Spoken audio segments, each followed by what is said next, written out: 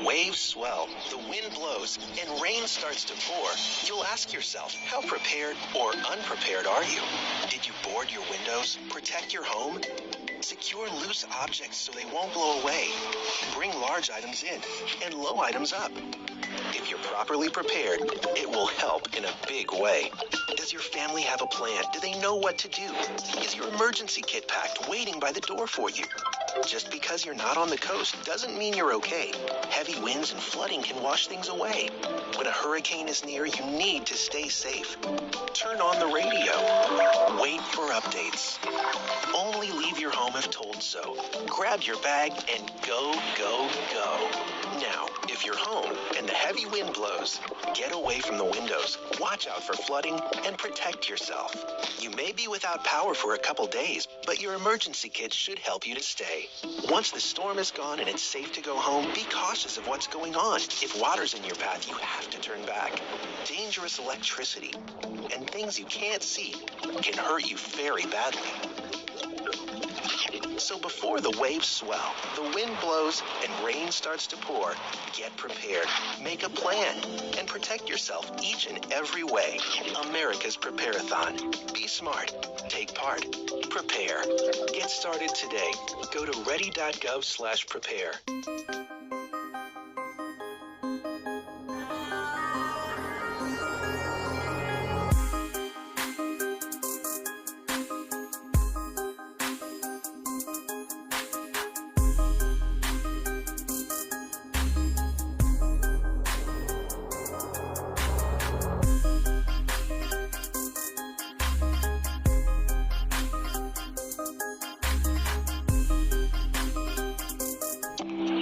Waves swell, the wind blows, and rain starts to pour, you'll ask yourself, how prepared or unprepared are you?